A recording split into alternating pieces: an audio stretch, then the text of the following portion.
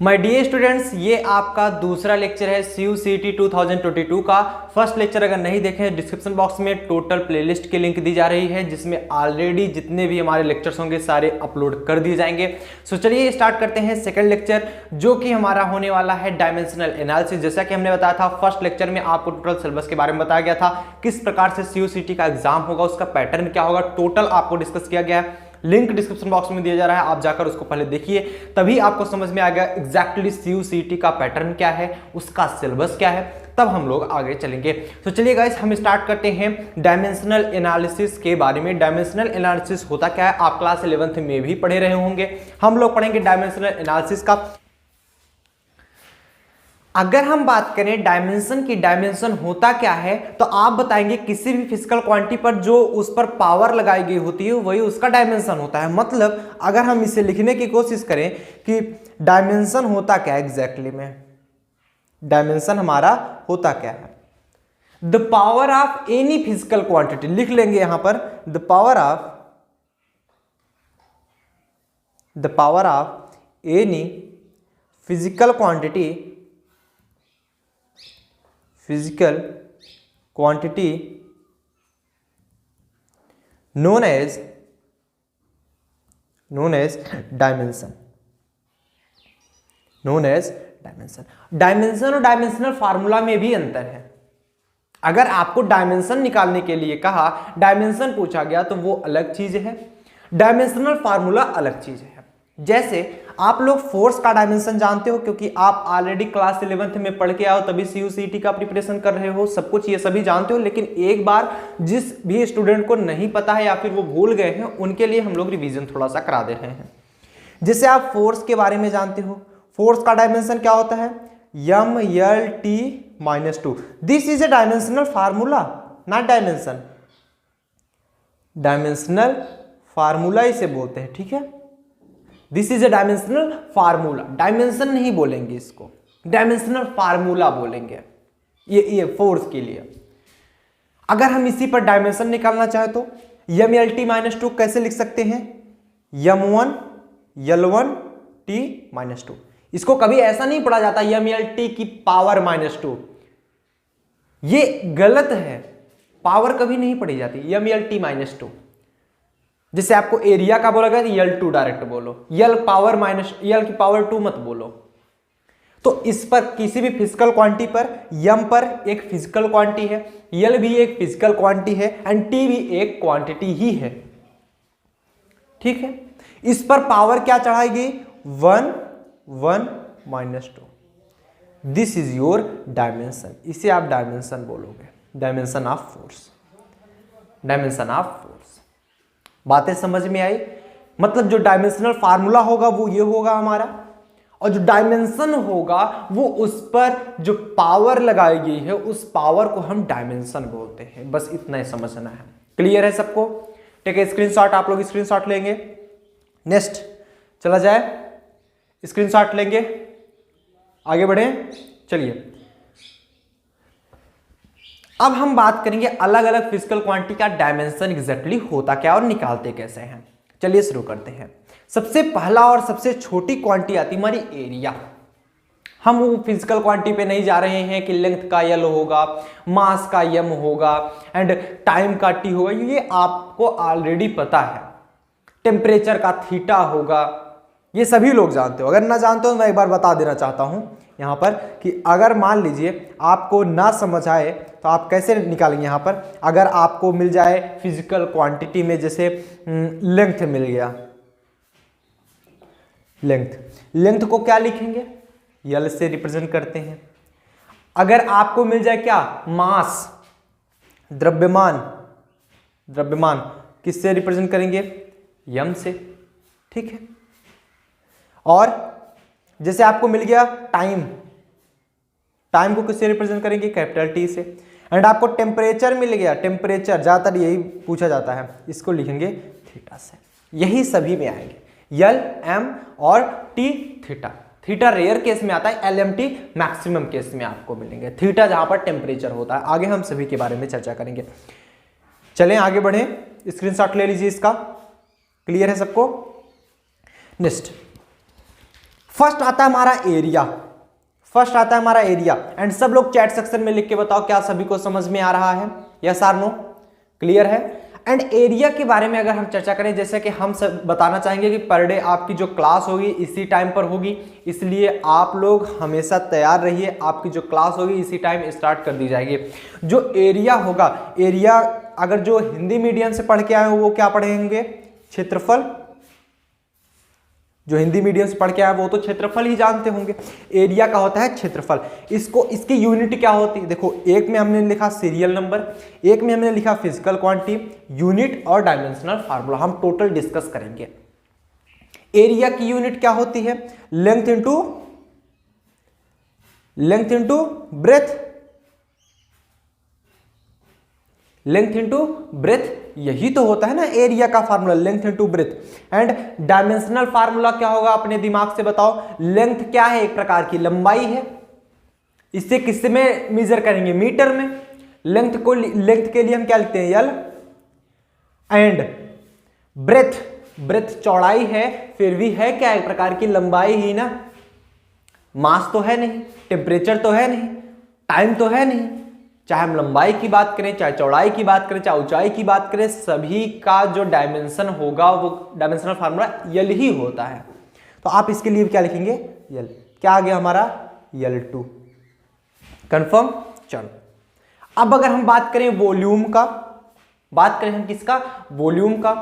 Volume का क्या होता है, length into breadth into height, सभी का हो यल, यल इंटू यल इंटू यल, ये क्या हो जाएगा, L3, ठीक। वेलोसिटी की बात करें, वेलोसिटी बराबर आप सभी जानते हैं डिस्प्लेसमेंट अपॉन टाइम। वॉल्यूम का होता है हमारा क्या, आयतन। वेलोसिटी का होता है हमारा क्या, जो हिंदी मीडियम से स्टूडेंट हैं अगर वो नहीं समझ पाएंगे, अभी ये छोटी चीजें सभी को आती हैं, आगे चल के उन्हें हिंदी नहीं समझ में आएगी, इसलिए हम लोग बताते चल रहे हैं।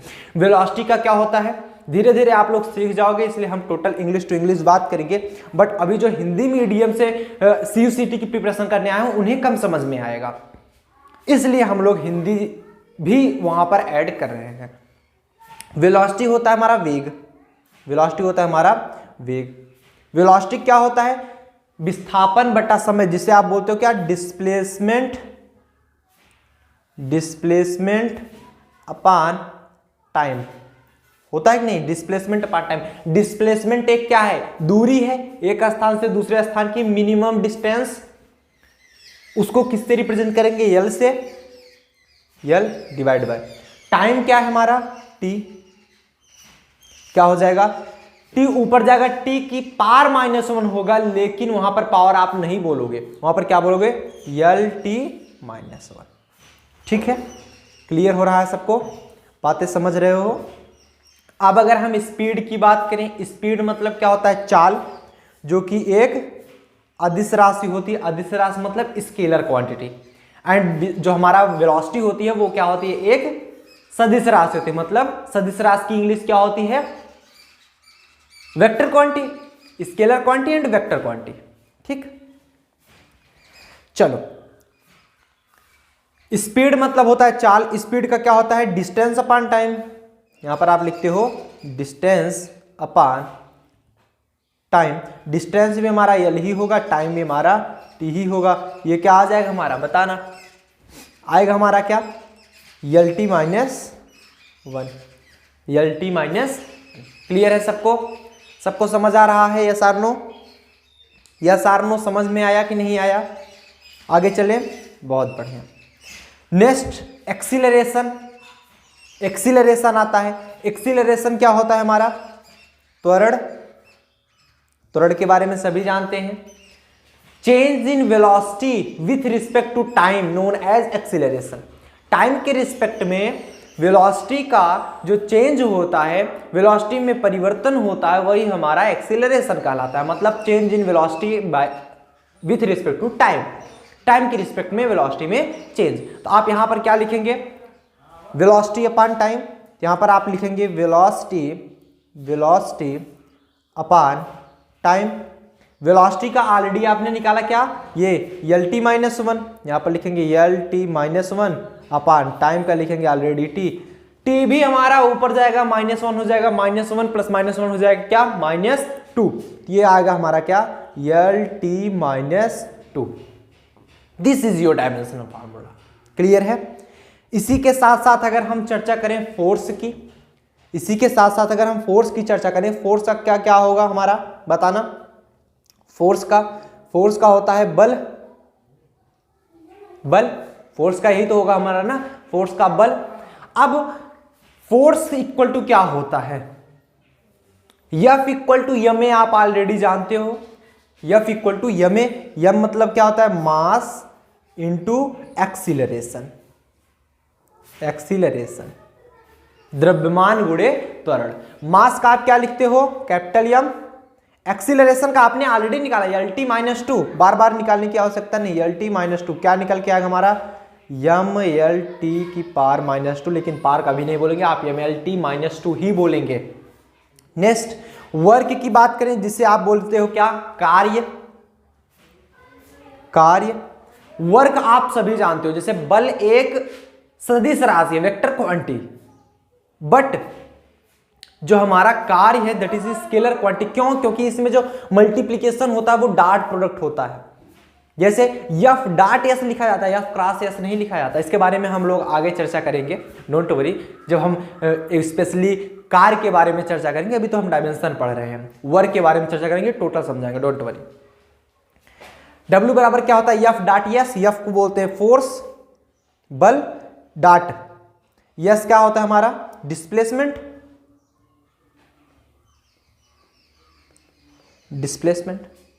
ठीक। F dot S, force into displacement. कई लोग यहां पर कंफ्यूज होते हैं कि sir vector quantity into vector quantity, क्या वेक्टर ही आएगा या स्केलर आएगा? नहीं, ऐसी कोई बात नहीं है। अगर वेक्टर इंटू वेक्टर बराबर वेक्टर ही आता है तो वो वेक्टर क्वांटिटी कहलाती है। Vector into vector equal to scalar आता है तो वो स्केलर क्वांटिटी ही कही जाएगी। वेक्टर इंटू स्केलर अगर वेक्टर आ जाए तो भी उसे वेक्टर ही बोलेंगे। मतलब जो रिजल्ट में हमारा मिलता है वही हमारी क्वांटिटी होती है। मल्टीप्लीकेशन किससे किससे हो रहा है इससे हमसे नहीं मतलब। बातें समझ रहे हो ना। W बराबर क्या होता है, F डॉट S, तो फोर्स का क्या लिखते हो आप, MLT-2, और डिस्प्लेसमेंट को क्या लिखते हो, एक लंबाई है L, क्या हो जाएगा, L इंटू L, L2 हो जाएगा, ML2T-2 लिख लेंगे, नोट करेंगे। टेक ए स्क्रीनशॉट, नोट करेंगे सब लोग। क्या सबको समझ में आया, क्लियर है? हटा जाए इसको। चलिए बात करें नेक्स्ट। चलिए आता है हमारा पावर बराबर क्या होता है। देखो, आपको जब तक यूनिट नहीं याद होगी तब तक आप नहीं फाइंड कर पाओगे। आपको सबसे पहले फार्मूला तो पता ही होना चाहिए। डायमेंशनल फार्मूला निकालने के लिए सभी का यूनिट आपको आना ही चाहिए। यूनिट कब निकाल पाओगे, यूनिट मतलब मात्रक होता है। मात्रक कब निकाल पाओगे, जब आप किसी भी क्वांटिटी का फार्मूला पता होगा। फोर्स बराबर हम नहीं जानते, F बराबर यम में होता है, तो कहां से निकाल पाओगे। तो सबसे पहले आपको यूनिट ही समझ में आनी चाहिए, अदरवाइज आप नहीं निकाल पाओगे। जो यहां पर हमने यूनिट लिखा है ना, एग्जैक्टली यहां पर फार्मूला होना चाहिए था। यूनिट क्या होती है मैं समझा दूं। अगर जैसे पिछले स्लाइड में ही चलें, आपको जैसे यूनिट अगर मान लीजिए पता होता, सपोज दैट आपको यूनिट पता होता, तो क्या ये आपको निकालने की आवश्यकता थी। फोर्स की यूनिट आप सभी जानते हो, यूनिट लिखे हम फोर्स की यूनिट जानते हो ना। फोर्स की यूनिट क्या होती है, किलोग्राम मीटर पर सेकंड स्क्वायर, ये होती है इसकी यूनिट। एग्जैक्टली हम लोग फार्मूला बता रहे हैं ना कि यूनिट बता रहे हैं। किलोग्राम मीटर पर सेकंड स्क्वायर होता है, तो यहां पर क्या होगा, किलोग्राम का हम सभी जानते हैं यम, मीटर का होता है यल, सेकंड का होता है T2, क्या निकल के आएगा, MLT-2। तो यहां पर एग्जैक्टली हम लोग फार्मूला की चर्चा कर रहे हैं। किसकी, फार्मूला की, ना कि यूनिट की चर्चा कर रहे हैं। बातें समझ आ रहे हो ना। चलो इस स्लाइड में अगर हम चर्चा करें, पावर का फार्मूला क्या होता है, सब लोग बताना। वर्क अपॉन टाइम, पावर का फार्मूला होता है वर्क अपॉन टाइम, यही तो होता है ना पावर का फार्मूला। हम लोग यहां पर यूनिट नहीं फार्मूला पढ़ रहे हैं, फार्मूला, ठीक। वर्क अपॉन टाइम, वर्क का क्या होता है, अभी आपने देखा ml2t-2, तो यहाँ पर लिखेंगे क्या, ml2t-2 डिवाइड बाय टाइम का क्या होता है t। जब ये t एक ऊपर जाएगा, t-2 ऑलरेडी है तो t-3 हो जाएगा, क्या बचेगा हमारा ml2t-3। इस पर से क्वेश्चंस काफी इंपॉर्टेंट आते हैं, वो हम लोग आगे चर्चा करेंगे, एप्लीकेशन पढ़ेंगे हम लोग। काफी इंपॉर्टेंट क्वेश्चंस आते हैं जिससे मान लीजिए कोई फार्मूला दे दिया गया, उसे आप डायमेंशनल फार्मूला के साथ साथ मतलब डायमेंशन मेथड से आप उसे प्रूफ करते हो, वो सभी चीजें भी हम लोग पढ़ने वाले हैं, जो कि आपके एग्जाम में एग्जैक्टली आता ही आता है, एक दो क्वेश्चन तो आ ही जाते हैं। डेंसिटी पावर की होती है शक्ति, लिख लेना शक्ति। डेंसिटी को बोलते हैं घनत्व, क्या बोलते हैं घनत्व। डेंसिटी बराबर क्या आता है, मास अपान वॉल्यूम। भाई किसी की डेंसिटी निकालते हो तो कैसे निकालते हो, किसी की डेंसिटी निकालते हो, डेंसिटी बराबर क्या होता है रो बराबर m अपान v, यही तो लिखते हो ना, आप सभी जानते हो। डेंसिटी बराबर जैसे रो इसे रिप्रेजेंट करते हैं, रो बराबर m अपान v ही तो होता है द्रव्यमान बटा आयतन। किसी भी वस्तु का द्रव्यमान जितना ज्यादा होगा उतनी घनत्व भी उसका ज्यादा होगा, उसकी डेंसिटी उतनी ज्यादा होगी।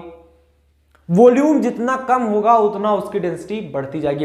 इसीलिए बताया जाता है जैसे कोई प्लेनेट हो गया, अगर उसका मास ज्यादा और वॉल्यूम कम है, मतलब छोटे में भारी है, तो उसका घनत्व ज्यादा होगा, उसका घनत्व ज्यादा होगा। जैसे मान लीजिए आप एक बॉल ले लीजिए जो कि खोखलू है, अंदर से क्या है खोखला है, टोटल अंदर कुछ भी नहीं, उसमें कोई मटेरियल नहीं, वो ज्यादा भारी होगा। या एक छोटी सी बॉल ले लो जो कि पूरा अंदर से सॉलिड है, वो ज्यादा भारी होगा। वो जो सॉलिड है घनत्व किसका ज्यादा होगा, छोटी वाली बॉल का।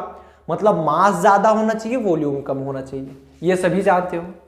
तो डेंसिटी बराबर क्या लिखोगे, मास अपान वॉल्यूम, द्रव्यमान बटे आयतन, मास अपान वॉल्यूम। मास का आप लिखते हो m, वैसे यहां पर हमें द्रव्यमान लिखना चाहिए, मतलब हिंदी में समझाने के लिए, अगर समझ रहे हो तो बहुत अच्छी बात। वॉल्यूम का क्या होगा L3, अभी आपने इसके पहले निकाला वॉल्यूम का, क्या निकल के आएगा हमारा ml-3। ठीक, याद होने चाहिए, एक एक फार्मूला याद होना चाहिए, जिससे कि आपको कभी देखने की आवश्यकता ना पड़े। कोई फार्मूला मिले, आपको यूनिट पता है, आप तुरंत निकाल पाओगे। इसीलिए हम लोग इतना बता रहे हैं कि कोई भी फार्मूला आपको अगर निकालना हो तो उसका, जैसे मान लीजिए कोई भी हमारे क्वांटिटी दे दी गई, उसका हमें डायरेक्ट डायमेंशन निकालना है, कैसे निकालोगे, फार्मूला पता होना चाहिए, फार्मूला याद करो। मोमेंटम क्या होता है, P, मोमेंटम होता है P, जिसे हम बोलते हैं संवेग, सभी लोग जानते हो। हम इसलिए डिनोट करें ताकि आप डिनोट करने से समझ पाते हो, डिनोट करने से आप समझ पाते हो। P बराबर mv सभी को पता होगा, लेकिन अगर भी पूछ ले मोमेंटम बराबर क्या होता है नहीं बता पाओगे। अगर हम P बराबर पूछे, सभी लोग कहते हो mv, क्यों, क्योंकि आपको ऑलरेडी याद है। बट अगर हम मोमेंटम बराबर पूछे, पता नहीं क्या होता है, तो ये हमको लिखते हैं मास इंटू वॉल्यूम। मास को लिखते हैं m, वॉल्यूम को लिखते हैं L3, क्या हो जाएगा हमारा ml3, और इसे में से कैपिटल ब्रैकेट में ही लिखते हैं, ध्यान देना, ठीक है। ठीक, काइनेटिक एनर्जी की बात करें, काइनेटिक एनर्जी मतलब होता क्या है, गतिज ऊर्जा, गतिज ऊर्जा, इसे लिखते हैं काइनेटिक एनर्जी। इसको किससे, काइनेटिक एनर्जी, या कई लोग के से रिप्रेजेंट करते हैं, या कई लोग ई सफिक्स के लिख देते हैं, जिसकी जो भी इच्छा कहे, हम लोग के लिखते ही हैं। काइनेटिक एनर्जी के बराबर, के इक्वल टू क्या होता है बताना, या काइनेटिक एनर्जी है तो सफिक्स में ई ही लगा दो। काइनेटिक एनर्जी क्या होता है, हाफ mv², ये सभी को पता है, हाफ mv² सभी को पता है, हाफ ऑफ मास मतलब m, v² मतलब वेलोसिटी का स्क्वायर। हाफ का कोई डायमेंशन नहीं होता, छोड़ दो। मास का डायमेंशन होता है, बिल्कुल होता है m। v² है, v का होता है Lt-1, याद हो रहा होगा आपको, एक v और है, दो v² मतलब v इंटू v, इसका भी Lt-1। तो टोटल ओवरऑल हमारा क्या आ गया, ओवरऑल हमारा क्या आ गया, यहां पर क्या लिखोगे, यहां पर आप लिखोगे m L into L, L2 T-2, लिखोगे कि नहीं लिखोगे, बिल्कुल। Gravitational potential energy, gravitational potential energy इसको लिखते क्या हो, गुरुत्वीय गतिज ऊर्जा। पोटेंशियल एनर्जी सॉरी स्थितिज ऊर्जा होगा, गतिज ऊर्जा हमने गलती से बोल दिया, काइनेटिक एनर्जी गतिज ऊर्जा होती है, गुरुत्वीय स्थितिज ऊर्जा, गुरुत्वीय स्थितिज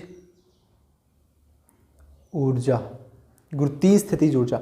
अब गुरुत्वीय स्थितिज ऊर्जा है ये, इसको डिनोट किससे करेंगे, मतलब इसकी वैल्यू हमारी क्या निकल के आती है, हम जब भी निकालते हैं तो हम जानते हैं कि gravitational acceleration into mass into में हमारा होता है डिस्टेंस। जब हम गुरुत्वीय स्थितिज ऊर्जा निकालते हैं, नहीं समझ पाए कोई दिक्कत नहीं। गुरुत्वीय स्थितिज ऊर्जा क्या होती है हम यहां बता दें, mgh, mgh, m क्या होता है मास, g यहां पर क्या होता है ग्रेविटेशनल एक्सीलरेशन स्मॉल g, और ग्रेविटेशनल एक्सीलरेशन,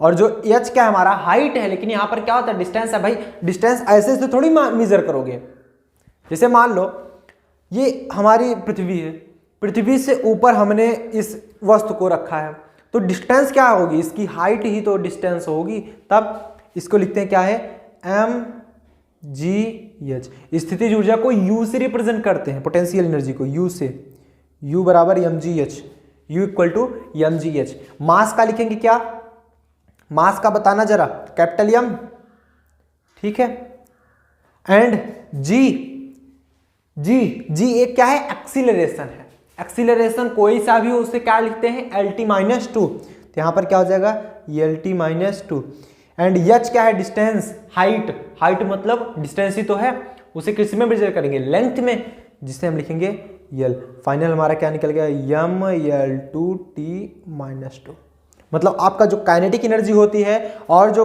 पोटेंशियल एनर्जी होती है दोनों का सेम फार्मूला निकल के आता है। एग्जैक्टली ये एनर्जी ही है, एनर्जी और वर्क का सेम ही फार्मूला होता है। प्रेशर की बात करें जिसे आप दाब लिखते हो, प्रेशर की बात करें जिसे आप दाब लिखते हो, इसे रिप्रेजेंट करते हैं P। अभी हम फार्मूला बता दें, सभी को मालूम होगा फार्मूला क्या होता है, P बराबर फोर्स अपान एरिया, P बराबर F अपान ए, ये तो लिखते ना force upon area, force upon area, यही फार्मूला होता है। किसी भी वस्तु पर लगाया गया दाब, या ऐसे बोलो किसी भी वस्तु पर, किसी भी वस्तु के एकांक क्षेत्रफल पर लगाया गया दाब ही, लगाया गया बल ही दाब कहलाता है। इंग्लिश में बात करोगे, इंग्लिश में क्या कहोगे ऐसे नॉर्मली बोल दो, जैसे आपको कोई फार्मूला ही पता है, अगर आपको डिफिनीशन नहीं याद है तो कैसे बोलोगे, force upon area, the ratio of force and area known as pressure, simple, ठीक है। तो यहां पर फोर्स का क्या लिखते हो mLT-2 डिवाइड बाई एरिया, क्या लिखते हो एरिया L2, L ऊपर 1 है नीचे 2 है, ऊपर जाएगा तो -2 + 1 -1 बचेगा, क्या बचेगा हमारा mL-1T-2, नोट कर लो। इंपल्स मतलब आवेग होता है, आवेग, इसकी वैल्यू क्या होती है, इंपल्स की वैल्यू बताएं तो फोर्स इनटू टाइम। अभी हम आवेग को किससे रिप्रेजेंट करते हैं, आई से, आवेग को रिप्रेजेंट करते हैं आई से। आई बराबर क्या होता है, आई बराबर फोर्स इनटू टाइम, यहां पर लिखोगे आई बराबर F इनटू टी, सभी को मालूम होगा, फोर्स इनटू टाइम।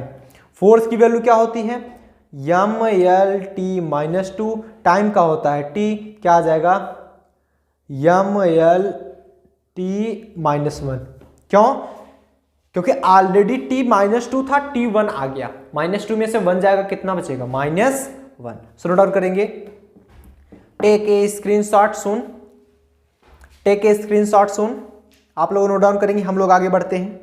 क्लियर होता है सबको, टेक ए स्क्रीनशॉट, आगे बढ़ा जाए, बहुत अच्छे क्लियर। नेक्स्ट चले, नेक्स्ट स्लाइड के बारे में चर्चा करें। नेक्स्ट स्लाइड आती है हमारी टॉर्क। टॉर्क क्या होता है बताना, टॉर्क, टॉर्क को हम लिखते हैं बल आघूर्ण, जिसे हम बोलते हैं टाउ, जिसे हम लिखते हैं टाउ। टाउ का दो फार्मूला होता है, टाउ बराबर आई अल्फा एक फार्मूला, टाउ बराबर आई अल्फा दूसरा फार्मूला है, टाउ बराबर F into yes, force into distance, force into distance, यही तो होता है ना टाउ। यहां पर लिखते हैं क्या, बल आघूर्ण। टाउ इक्वल टू, टार्क मतलब टाउ से रिप्रेजेंट करते हैं, इसी हिंदी होती है बल आघूर्ण। टाउ बराबर क्या होता है, F into yes, force into displacement या डिस्टेंस, डिस्टेंस, क्योंकि यहां पर जो डिस्प्लेसमेंट यूज नहीं होता डिस्टेंस यूज होता है, आप सभी जानते हो टाउ के में। फोर्स का क्या होता है M L T minus two, and distance क्या होता है यल, क्या हो जाएगा M L two T minus two. समझ में आया? आई अल्फा से निकालोगे फिर भी इतना आएगा, लेकिन आपको अभी आई मोमेंट ऑफ इनर्शिया यहां पर होता है, अल्फा भी आपको नहीं पता, अल्फा भी आपको नहीं पता, तो आप वहां पर कैसे निकाल पाओगे? जब भी हमें आई भी निकालेंगे अल्फा भी निकालेंगे तब आप निकाल पाओगे। ठीक है, ठीक है, चल नेक्स्ट अगर हम बात करें स्ट्रेस की, स्ट्रेस मतलब क्या होता है, प्रतिबल, स्ट्रेस मतलब होता है प्रतिबल, ये भी एक प्रकार का बल ही है, इसलिए इससे भी हम एफ से ही रिप्रेजेंट करते हैं प्रतिबल। ये इसकी वैल्यू क्या होती है, force upon area, F S से लिख देते हैं इसको, फोर्स अपान एरिया। तो ये फोर्स की क्या होती है M L T minus two, ये हम फार्मूला पढ़ रहे हैं, यूनिट नहीं पढ़ा है, फार्मूला। ठीक है, M L T minus two upon area क्या होगा एल टू, क्या आ जाएगा M L minus one T minus two. Note करिए। स्ट्रेन की अगर चर्चा करेंगे, स्ट्रेन की, स्ट्रेन क्या होता है, एक प्रकार का विकृति जिसे बोलते हैं, क्या बोलते हैं विकृति, स्ट्रेन विकृत। विकृत कैसे निकालते हो, विकृत हम जैसा सभी जानते हैं जो स्ट्रेन होता है वो एक डायमेंशन लेस क्वांटिटी है। तो स्ट्रेन की वैल्यू क्या होती है, change in length divide by initial length, मतलब जो हमारे लंबाई में जो परिवर्तन है डिवाइड बाई ओरिजिनल लंबाई जो उसकी लंबाई है। तो change in length, change in length divide by initial length, initial length, change in length भी हमारा यल ही होगा, इनिशियल लेंथ भी हमारा यल ही होगा, फाइनल जो आएगा जीरो। ऐसे जीरो नहीं लिखते डायमेंशनल फार्मूला। डायमेंशनल फार्मूला का अगर हम लिखने का तरीका देखें तो क्या होगा, यम भी कुछ नहीं है, यल जीरो टी जीरो, ये है फार्मूला। ऐसे डायरेक्ट जीरो नहीं लिख देते, यल अपान यल वन होता है ना, वो चीज यहां पर लागू नहीं होती। यल की power one divide by L की पावर वन, ऊपर जाएगी L power one minus one, L की पावर जीरो। तो ऐसे लिखते हैं M zero L zero T zero, सभी चीज जिसमें एल टी माइनस टू ही आ रहा है ना, उसमें लिखने का तरीका है M zero L T minus two. ये सभी चीजें आपको समझ में आनी चाहिए, क्योंकि आप अभी इस समय CUCT की प्रिपरेशन कर रहे हो, ना कि आपका 11-12 है जो कि आपका चल जाएगा बस ऐसे। बारीकियां आपको समझनी पड़ेगी, क्योंकि ये एग्जाम NTA कंडक्ट करवाता है, नेशनल टेस्टिंग एजेंसी, जो कि आपको प्रेजेंस ऑफ माइंड को ज्यादा टेस्ट करता है, कितना ज्यादा आप सोच सकते हो किसी भी चीज के बारे में, आप उसके बारे में कितना जल्दी से सोच सकते हो। ऐसे क्वेश्चंस आएंगे कि आपको थोड़ा सा माइंड वहां पर लगाना पड़ेगा। डायरेक्ट वैसे क्वेश्चन नहीं आएंगे जो भी क्वेश्चंस है बस उठा के दे दिया आप डायरेक्ट फार्मूले पे लगा पाओगे, नहीं, आपको थोड़ा सा माइंड लगाना पड़ेगा वहां पर भी। ठीक है, चलिए मॉडुलस ऑफ इलास्टिसिटी के बारे में बात करें, जिसे हम बोलते हैं क्या है प्रत्यास्थता गुणांक, बोलते हैं क्या है प्रत्यास्थता गुणांक, सभी लोग पढ़े हो प्रत्यास्थता गुणांक, मॉडुलस ऑफ इलास्टिसिटी प्रत्यास्थता गुणांक। प्रत्यास्थता गुणांक क्या होता है, सभी लोग जानते हो, स्ट्रेस अपान स्ट्रेन, मतलब प्रतिबल बटे विकृत होता है। तो यहां पर लिखें क्या, ओ सो सॉरी, हमने किस में लिख दिया, सरफेस टेंशन में लिख दिया क्या, ये इसका है, याद रखना यार। प्रत्यास्थता गुणांक क्या होता है, स्ट्रेस अपान स्ट्रेन। स्ट्रेन एक डायमेंशनलेस क्वांटिटी है, इसका कोई डायमेंशन नहीं होगा, स्ट्रेस का ही क्वांटिटी होगा। तो यहां पर स्ट्रेस की क्वांटिटी क्या है हमारी डायमेंशन क्या है हमारा स्ट्रेस का, ये ऑलरेडी देखिए आपने, स्ट्रेस का हमारा जो फार्मूला है ML-1 T-2। सरफेस टेंशन की बात करें जिसे आप बोलोगे पृष्ठ तनाव,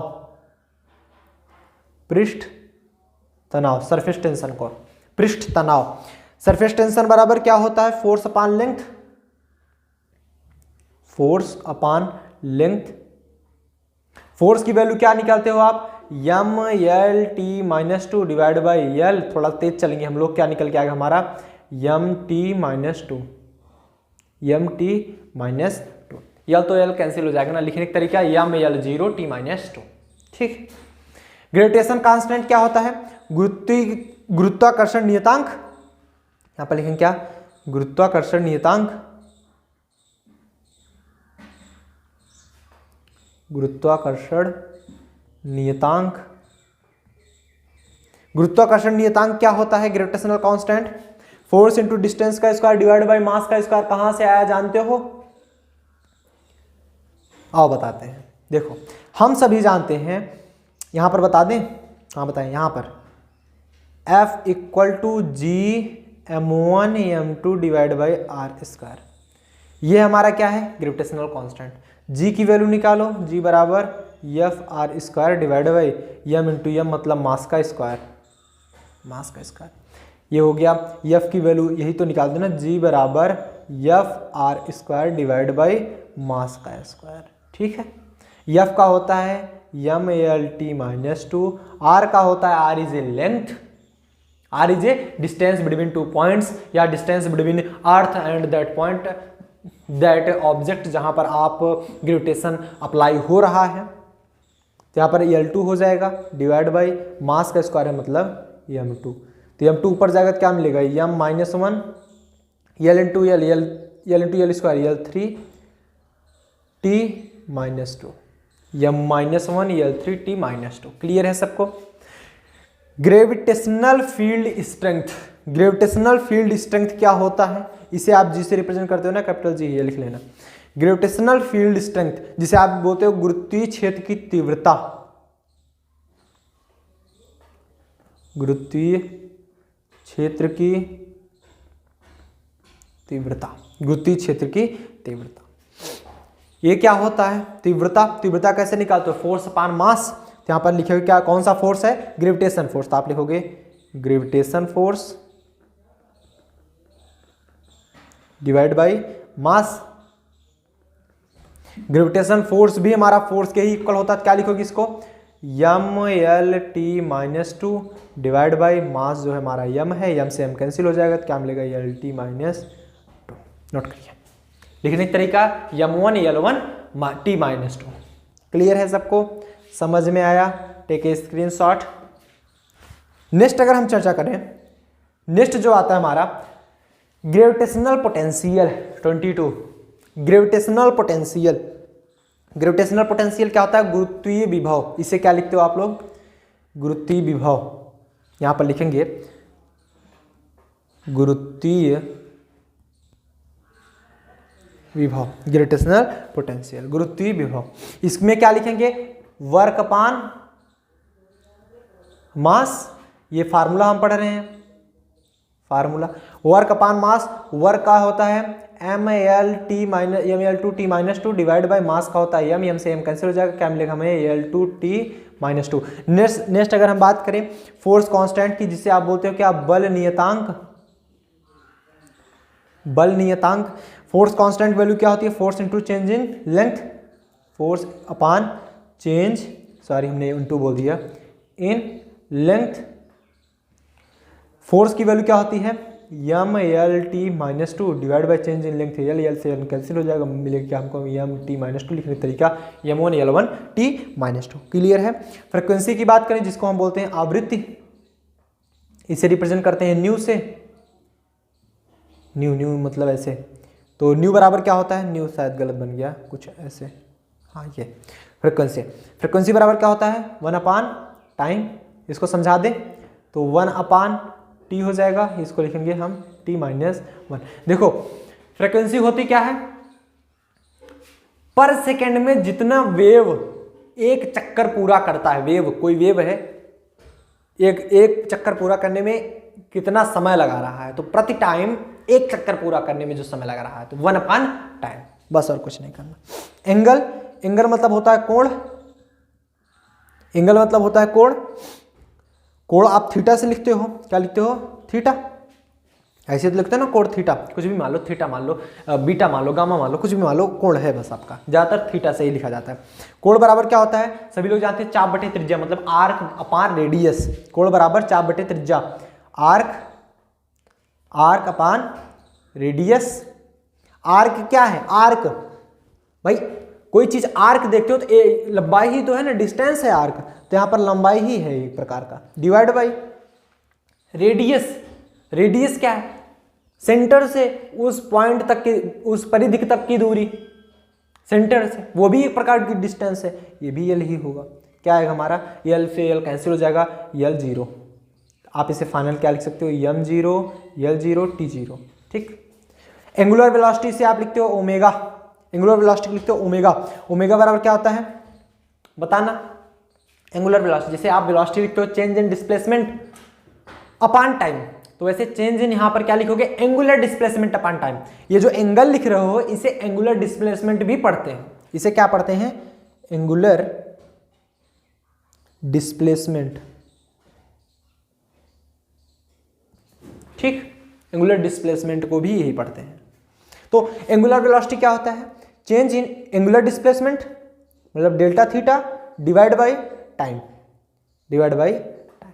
तो डेल्टा थीटा की वैल्यू हमारी क्या आई, बताना जरा, बताना जरा, कुछ भी नहीं आया, जीरो, मतलब डायमेंशनलेस क्वांटिटी है, डिवाइड बाय टाइम का हो गया टी, क्या है हमारा t-1, ठीक। वेलोसिटी का lt-1 होता है, एंगुलर वेलोसिटी का t-1 होता है, ऐसा मत सोच लेना वेलोसिटी है तो lt-1 ही होगा। एंगुलर एक्सीलरेशन की बात करें, जिसे आप कोणीय त्वरण बोलते, इसे कोणीय वेग बोलते हैं, कोणीय वेग, इसे बोलते हैं कोणीय त्वरण, कोणीय त्वरण। तो जब ये कोणीय त्वरण है तो यहां पर कोणीय त्वरण क्या होता है, जैसे त्वरण आप पढ़ते थे, एक्सीलरेशन पढ़ते हो, change in velocity upon time, तो ऐसे यहां पर क्या पढ़ोगे, change in angular velocity upon time. तो यहां पर चेंज इन एंगुलर वेलोसिटी मतलब delta omega upon time. Delta omega की वैल्यू t-1, यहां पर चेंज नहीं लिया जाता कि डेल्टा है नहीं है, ओमेगा की डायमेंशन क्या है, बस वही लिखो अपॉन टाइम, ये क्या हो जाएगा t-2। क्लियर है सबको, yes or no guys. And moment of inertia पढ़े तो जड़त्व आघूर्ण, इसे कौन भूल सकता है, जड़त्व आघूर्ण, आई बराबर एम आर स्क्वायर, क्यों भूले हो कि नहीं भूले हो, आई बराबर क्या होता है, एम आर स्क्वायर। यम यहाँ पर क्या है, मास, आर इज ए डिस्टेंस, क्या है हमारा L2, क्या हो जाएगा यम L2। नोट करिए, नोट करिए। नेक्स्ट चर्चा करें हम, हटाएं इसको, यस, नोट करिए, नोट करिए फटाफट से, take a screenshot, take a screenshot soon, चलिए बहुत बढ़िया, वेरी गुड। नाउ नेक्स्ट अगर हम चर्चा करें, that is a angular momentum. Angular momentum, angular momentum जैसे आप मोमेंटम पढ़े थे, संवेग पढ़े थे, एंगुलर मोमेंटम क्या पढ़ोगे, कोणीय संवेग। मोमेंटम क्या होता है, P बराबर mv था, एंगुलर मोमेंटम क्या होता है, I इंटू ओमेगा, कोणीय संवेग। एंगुलर मोमेंटम इसे हम रिप्रेजेंट करते हैं कोणीय संवेग, देखो ना इसको लिख लेंगे कोणीय संवेग, इसे रिप्रेजेंट करते हैं हम J बराबर होता है I ओमेगा, J बराबर होता है हमारा I ओमेगा। I का क्या लिखे आपने, मोमेंट ऑफ इनर्शिया अभी जस्ट आपने निकाला ml2, ml2 भूला मत करो यार इतनी जल्दी। ओमेगा, ओमेगा आपने क्या निकाला, जस्ट पिछले स्लाइड में देख लो, t-1, क्या निकल के आया, ml2 t-1, ठीक। स्पेसिफिक हीट जिसे आप लिखते हो विशिष्ट ऊष्मा, आप क्या लिखोगे, विशिष्ट ऊष्मा, विशिष्ट ऊष्मा, इसकी वैल्यू क्या होती है, हीट एनर्जी डिवाइड बाय मास, इसकी वैल्यू सभी लोग जानते हो, हीट एनर्जी, हीट एनर्जी विशिष्ट ऊष्मा आपको मिलती है फिजिकल केमिस्ट्री में पढ़ते हो आप लोग, heat energy divide by mass into change in temperature, change in temperature, ठीक। Mass into change in temperature. Heat energy क्या होता है? हीट एनर्जी mL2T-2, क्योंकि ये भी एक प्रकार की एनर्जी ही है। एनर्जी जितनी होती है हमने आपको बताया, वर्क जितना होता है सभी का होता है mL2T-2 डिवाइड बाई मास का हो जाता है m, and change in temperature मतलब थीटा। हमने आपको बताया थीटा होता है आपका टेम्परेचर। क्या लिखोगे? m से m कैंसिल हो जाएगा, L2T-2 थीटा -1, थीटा -1। ठीक, नोट कर लो, mL2T-2 थीटा -1। हीट कैपेसिटी की बात करें, हीट कैपेसिटी की बात करें जिसे आप लिखे होते हो ऊष्माधारिता। क्या लिखते हो? ऊष्माधारिता। सब लोग आप पढ़े हो हीट कैपेसिटी के बारे में। ऊष्माधारिता mass into specific heat, mass into specific heat. जितने लोग 12th में अगर ये नहीं पढ़ेंगे तो अभी पढ़ोगे, don't worry. Mass into specific heat, ये क्या हो गया? मास की वैल्यू होती है m, स्पेसिफिक हीट क्या होता है हमारा? अभी आपने देखा क्या होता है, L2T-2 थीटा -1। क्या हो जाएगा हमारा? mL2T-2 theta -1। लेटेंट हीट, गुप्त ऊष्मा,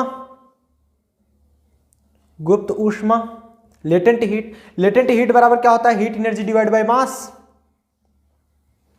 हीट एनर्जी डिवाइड बाय मास। थोड़ा सा और इसे पतला कर दें, ज़्यादा मोटा चल रहा है ना, मज़ा नहीं आ रहा है लिखने में। Heat energy divide by mass, heat energy क्या होता है? वही mL2T-2, mL2T-2 डिवाइड बाय मास का होता है m से m कैंसिल हो जाएगा। क्या हो जाएगा हमारा? L2T-2। ठीक है, ठीक है। कोएफिशिएंट ऑफ लीनियर एक्सपेंशन, जिसे हम बोलते हैं क्या? रेखीय प्रसार गुणांक, रेखीय प्रसार गुणांक।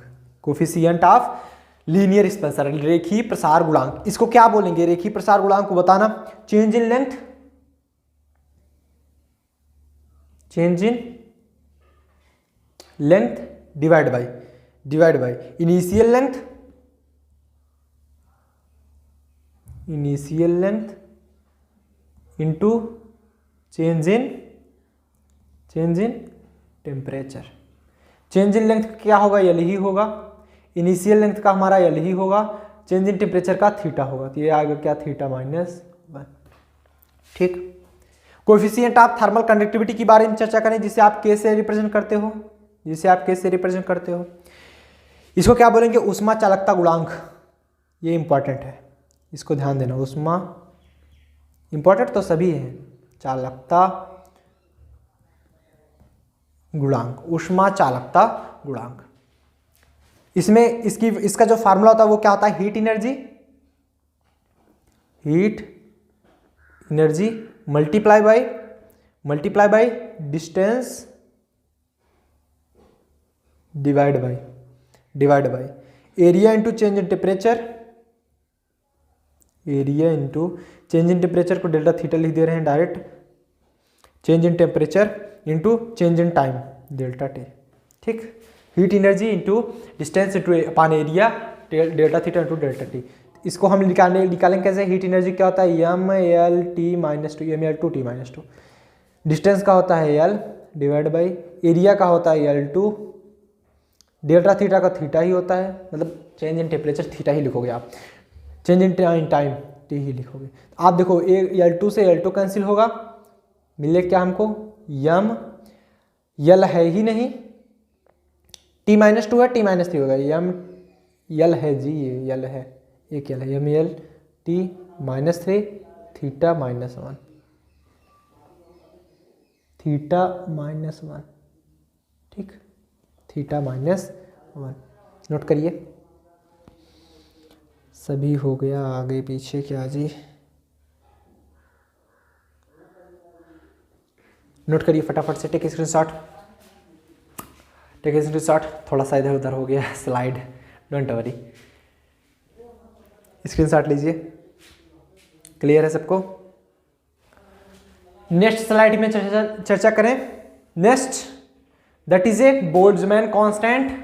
बोल्ट्जमैन कांस्टेंट क्या होता है? सभी लोग जानते हो, इसे हम रिप्रेजेंट करते हैं KB से, इसे रिप्रेजेंट करते हैं KB से, यहाँ पर लिख लेंगे बोल्ट्जमैन कांस्टेंट को, इससे रिप्रेजेंट करते हैं हम केबी से, इसे बोल्ट्जमैन नियतांक बोलते हैं, क्या हिंदी लिखे, ठीक।